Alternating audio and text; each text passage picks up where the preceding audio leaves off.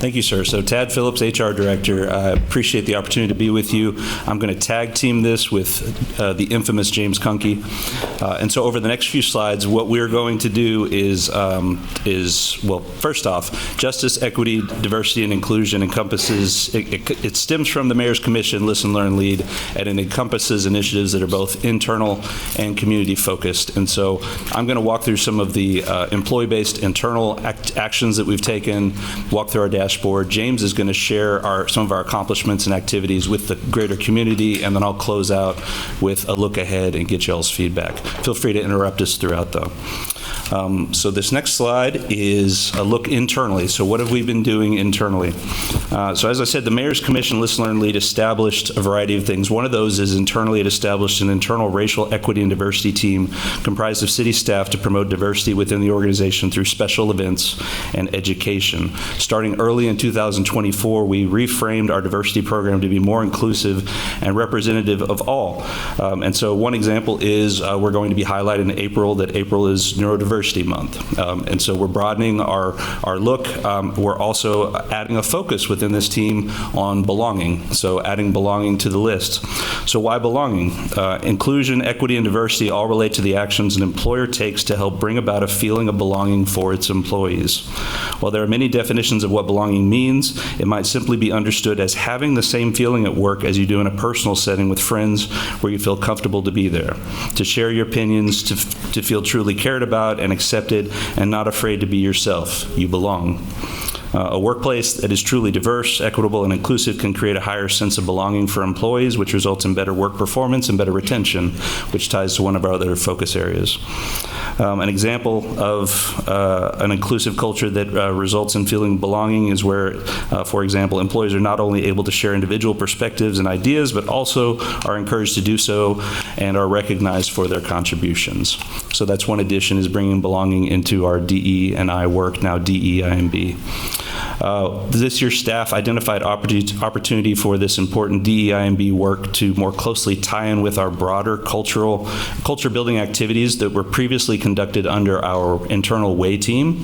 So our internal WAY team has been focused on internal events and activities, but what we identified was we had this separate committee off on the side specifically focused on DE&I, and what we identified was there's better alignment if we bring the two teams together and unite them under the WAY team.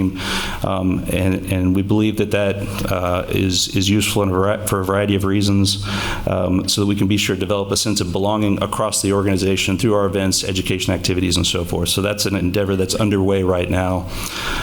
We've also launched our Power of Difference podcast. Really appreciate Claire and Shantae were guinea pigs for our first episode.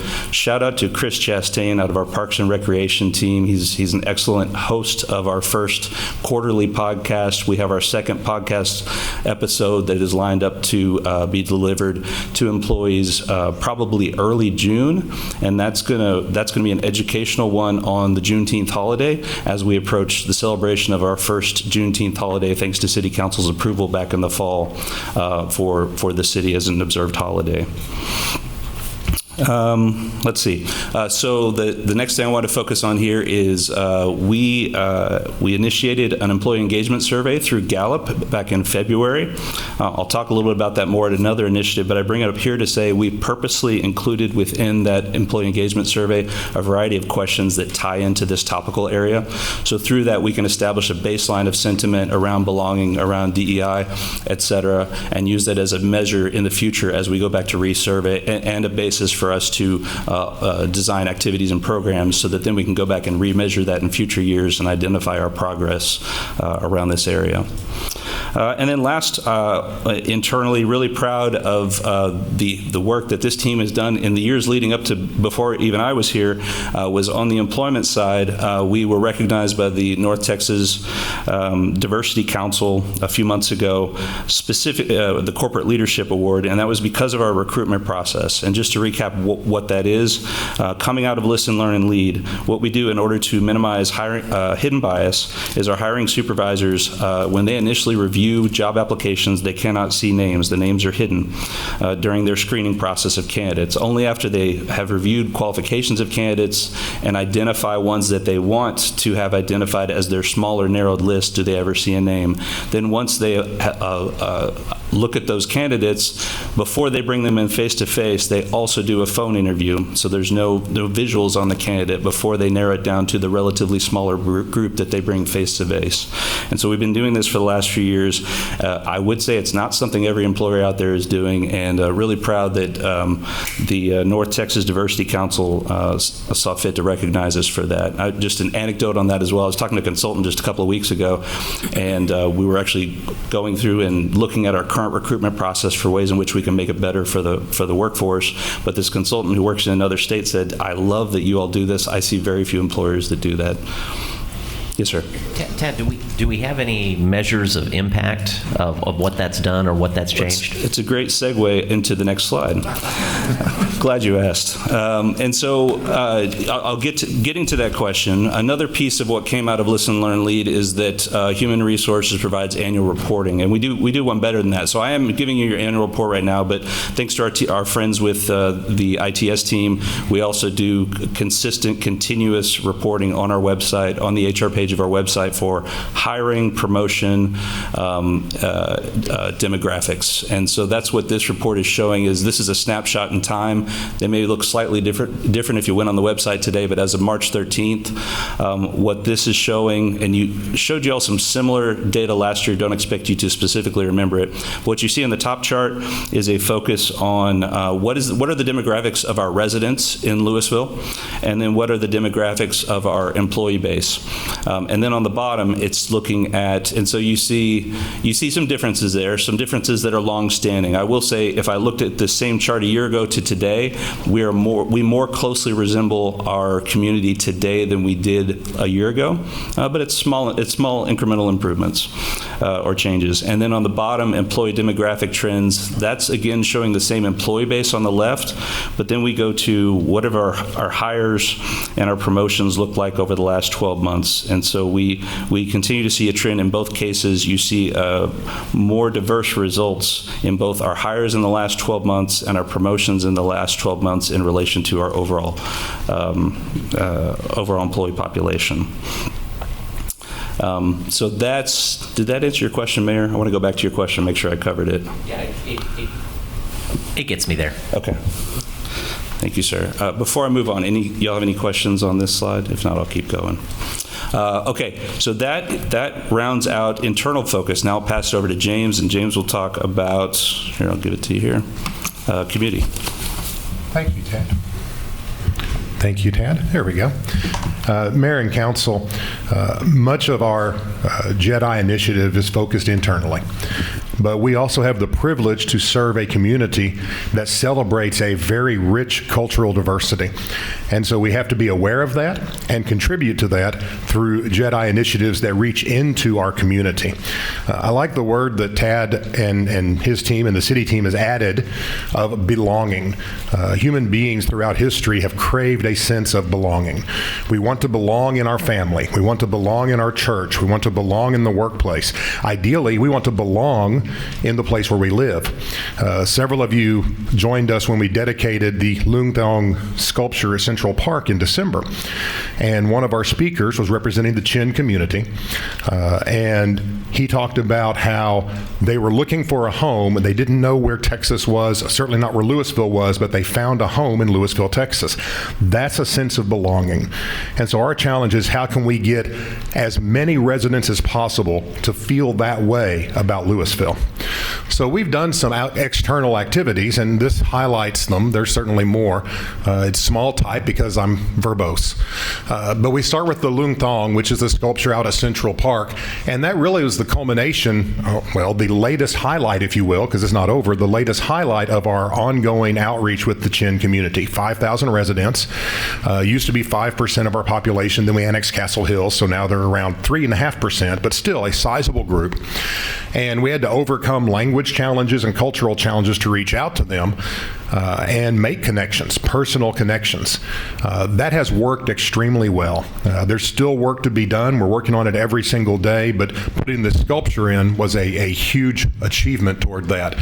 And while we don't do things to be recognized, it's nice when we are recognized, and the project for the Lung Thong sculpture was recognized by the National League of Cities a couple of weeks ago with the City Cultural Diversity Award. First place in our population bracket of 50,000 to 200,000.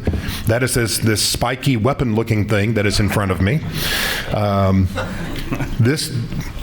We're very pleased because, again, one city in our bracket, this is a big bracket, and we're not at the top of it. And NLC chose us to be recognized for that Lung Thong project and the associated Chin outreach.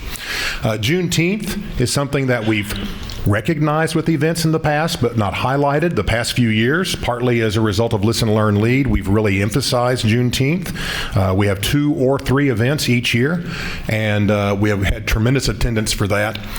The Healthy Infrastructure Plan that you've seen a couple of times since it was adopted March of last year, it has an equity index so that when we are doing park projects, it's not just where it's convenient for us or where land is available, but where it's going to have the greatest impact, especially on populations that maybe don't currently have that opportunity. So that was an important factor in the Healthy Infrastructure Plan, and the Blue Ribbon Committee did the same. When they were prioritizing projects, they considered what is the community impact. We know what the impact is for the city, we know the cost, we know what it would take, but what's going to have a bigger benefit on the people who live in our community? What's going to help them feel as if they belong and have a place here? Translation, we have translated documents into Spanish since before I got here, and I've been here a very long time. But there was a time when we did not translate many documents. It was a very slow process, a very regimented process. And a few years ago, we realized we were not serving our population well by doing that. So in some case, there's a minor cost, not a big one, because fortunately we have a lot of resources in-house, but we do a lot more translation of materials into Spanish, including routine forms and documents. One thing that's not specifically mentioned here, but we do a food handlers class in Spanish. And it is well attended and successful and has helped with our food safety for all the people that eat in restaurants. So they are benefiting from this class even though they don't attend it.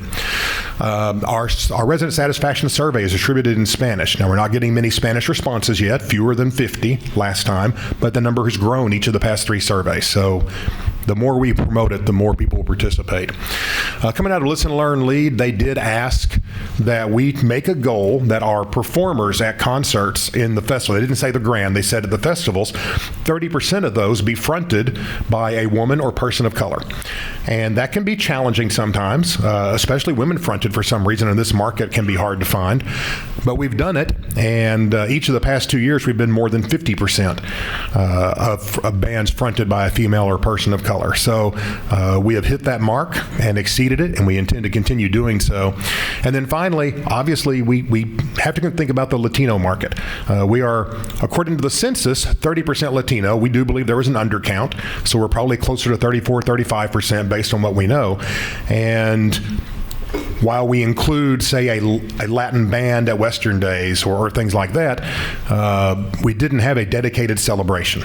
Cinco de Mayo does a big one. We had a community one that did not survive after we had a few health issues. Swine flu, if you'll remember that one, back when bad diseases lasted 2 weeks instead of for the rest of our lives. But Fiesta Chara was started a few years ago, and it's a celebration of Latino culture. It is a charreada, that's a traditional Mexican rodeo that's focused more on horsemanship and showmanship than can you hang on. So it's kind of like dancing horses, and I love dancing horses, but with colorful attire also. And the attendance has grown each of the past 3 years, and what we really like, we were at 2,400 last year, so it's not a big event. It's at the rodeo grounds. Frankly, anything more than about 4,000 probably outgrows that space. 2,400 is a pretty comfortable number.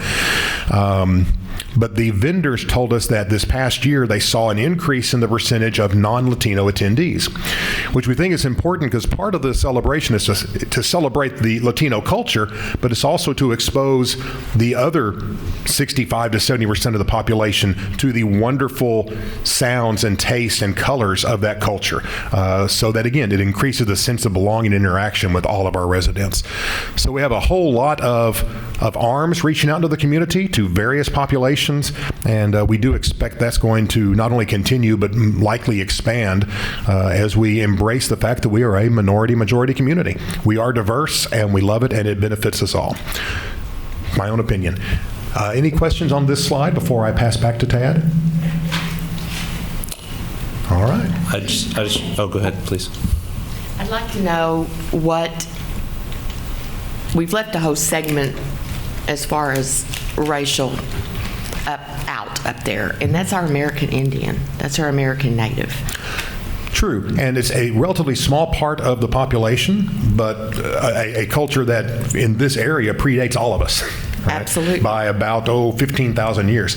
So we do include the indigenous ace dancers at Western Days, one of the most popular things. We've looked into doing a specific event, a Native American powwow. It's a big cost issue, but with the groups we've been talking to, we've told them if you can bring money to the table, we might be able to match it and make it happen. And they're still talking to us. They're still interested in doing that, but at this time, we don't have a firm proposal. So we'll talk to them again before budget season to see if it's a request we make. But if they're not able to commit, it's $100,000 to $120,000 to put on the whole event, and that just exceeds our available resources. I'd also like for diversity to actually be diversity in this, and that is all abilities. Yes. Yes. And to clarify, I talked a lot about Latino and Chin, which are all cultural diversity. We also have tremendous diversity in Louisville, economic diversity. We have diversity in terms of we don't leave out people. If you go to our events, they're all accessible, and we go out of our way to make sure they stay that way. And then I know PARD has some great plans coming forward as well with, assuming voters approve it, with the new park and athletic field down at Vista Ridge. So absolutely, we don't want to ignore those populations. Sometimes it's hard since they're not as cohesive. It can be difficult to do. So we include as best we can, and then we hope that we get a champion that steps up and shows us a path, like Listen, Learn, Lead did with the Black community. I wasn't going to say there it goes. I wasn't going to say anything, but since what I wrote down was, how can we talk about what we've done for people of all abilities and income levels? Then since you both just mentioned both of those, I thought I would just, chime in really quickly. For me, with the all abilities, it's and the belonging that we have, it's about that really filters across all of our departments. Certainly in parks, I love that we're looking at the parks with that can accommodate all abilities without really kind of segregating them to you on one side and you on the other. It's blending them together. I think that's really a beautiful concept. But also when we're talking about transportation and everything that we're doing with the expansion of the trail system, and looking at equitable mobility whenever we're designing streets, to make it, we've got to consider all modes of transportation, and we're doing that. I'm really proud of where we're going with all of that we're going to be designing our streets with all modes in mind, so that if you're not in a car, because not everybody can be in a car, either for economic reasons or maybe they have a physical ability that, with their eyes or whatever, for some reason they can't drive. And if that's not you today, it could be one day. So I love that we are creating environments that are not hostile to any mode of transportation, and just to change that mindset of it's not just about cars. And then also what we've done with the public transportation and working with DCTA, maybe TJ would have better numbers on that, but with the GO Zone and the increase that we've of accessibility to public transportation that we've had in the city within the last 2 years with the introduction of the GO Zone, and the percentage that had access to it before versus what we have now. So, and I'm glad you brought up ability diversity and economic diversity. I probably should have squeezed in one more bullet. With ability diversity, we've taken some steps. If you've been at recent groundbreaking ribbon cuttings, you've probably seen we have an ASL interpreter. That's not something that was requested. And so far, I've asked the interpreters, they've not seen anybody like watching them intently. They know when people are watching them. And they said they've not seen it yet. I said, well, they'll show up. We'll just keep telling people it's there, they'll show up. And we are really just probably one flip of a switch away from having closed captioning on our cable channel. We're trying to get a piece of equipment working with one of the cable companies, and then we'll have closed captioning. Again, something not requested, not required, but it's the right thing to do. In terms of economic diversity, this council for the past 20 years has made clear that as often as possible, our special events should be free for the public to attend. And with the exception of Western Days after 5 o'clock, they are. And if you show up before 5 o'clock, Western Days is free to attend also. That can make it a challenge sometimes to grow events to like a regional or state type of status. But if you're trying to serve the community, keeping it free makes it economically viable for all populations. So we've been aware of that as well. I just want to bring something to mind because I'm very excited about this. I know it's going to be a while down the road, but when we're talking about different abilities, the master plan at the lake, once instituted, it will finally, and I say finally, give those in our city and surrounding areas the ability to just go and fish, because you can't do that now with any mobility issues safely. And this will be one of the first times that I know of in the history of Louisville that you can go out on a pier and you can fish and you can be with your family, and that's huge. It's huge. It was not a concern when the lake was built back in the 50s. It's Well, no. definitely an issue today. Yeah. I just want to quickly jump in and just give kudos to staff for, first off, I love the name Jedi for obvious reasons, to drive the mayor crazy. Sorry. But Crazy is not a drive for me. It's a short walk. but I want to commend you and just kind of just reiterate for people who may be watching, who have questions. We've had people who've come and had issues with diversity, equity, inclusion, and I love belonging, because that's a piece. You can be in a place but not feel like you belong there. It's about people. It's about people looking in their community and looking at the people who represent them that looks like them. There's a time, I always think back to, there was a time when there were no women city managers, not because they couldn't do the job, because nobody thought about it. So it's important that people see people who look like them so they can dream to do those things. And so I commend the staff for the work that we've done. The Listen, Learn, Lead has been fantastic, and we've taken a lot of great things away from it. But I would just say, progress over perfection. We'll never get it 100% right. And for people who say, oh, well, the city's not doing this, well, communicate to us, let us know what we're doing, and we can work with the community to try to add more to it. Thank you, Councilman. And I would probably pass those kudos straight through us down to the residents of this city. There's an interesting phenomenon you'll see on social media. Somebody will post an angry comment that is derisive towards some cultural group, and immediately they are bombarded by other residents that say, no, that's not Louisville. I think, Councilman, you had the chance at the YAC conference to meet the Mayor Pro Tem of Port Arthur. I know Mayor Gilmore did. And we were talking about DEI initiatives, and she said, how in the world have you gotten your people not to be angry that you're doing these things? And that, frankly, with our population, they'd be angry if we didn't. That's just the community that we have here. We celebrate it. So just our final slide here, and then, please, go ahead. Lots of great comments around this. So a couple of things. So I wanted to, I love belonging being put in here as well. We have a Smiley Center going out in Castle Hills. And then I've gotten some emails about this. They belong and they feel like they belong, and we're going to continue to fight for that sort of thing. It's a great example of the belonging. So I love that it's in here. Can we go back to slide 24? Is that possible real quick? So a lot of times when people hear diversity, equity, and inclusion, they think immediately of percentage goals. And that's not what this is trying to say, right? We're just looking No, at sir. this. So, good. So that's No, sir. This is just a reflection. It's showing where we're at, and I'm just indicating to you directionally what's happening. But no, Yeah. there's no specific expectations. And I love that, because this can be correlated but not causally related. There can be things beyond implicit bias that causes this sort of thing to happen. So I think that's just an important point to drive home for people that are listening, that these are not, we look at it and we take that as an input, but this is not, we don't feel the need, we're not driving toward exact representation across these different groups. That's right. Okay. That's exactly correct. And bottom line, we want to hire the best people for each job. Awesome. But this just gives us a chance to view it from a particular lens and just make sure we're considerate of who all is here. But yes, sir, that's exactly right. Thank you. So the last slide we had on this is just looking ahead. I think the broad theme of this slide, and I appreciate all the comments you all have already made, but it's generally a continuation. It's continuation of our existing efforts around our hiring practices, around affordable housing, which we had a lot of thorough discussion on a few minutes ago.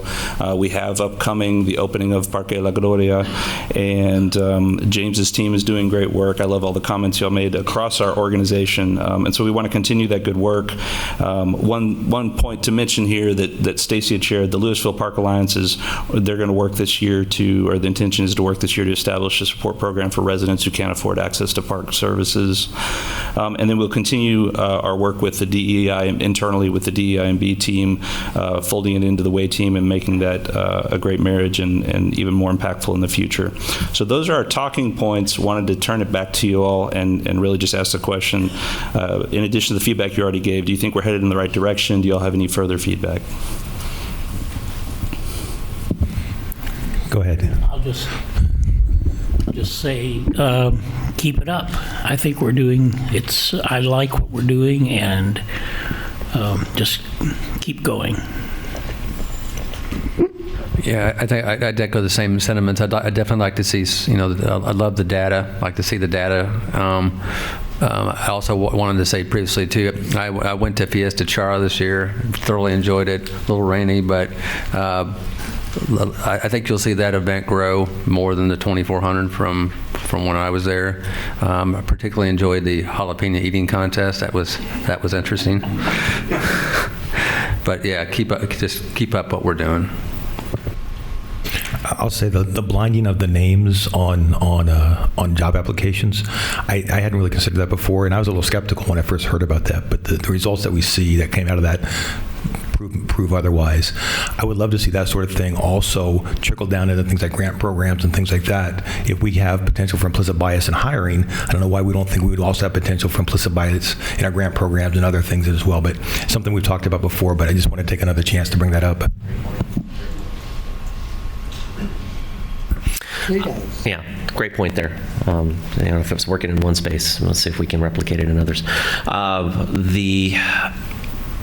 Love what we're doing. I love that it's becoming just part of who we are, and it's not a trying to fill a quota or those kinds of things. It's just we're doing the right thing to get the best people and the best mix for our community. I love the shift to a belonging, because there have been places where I haven't belonged.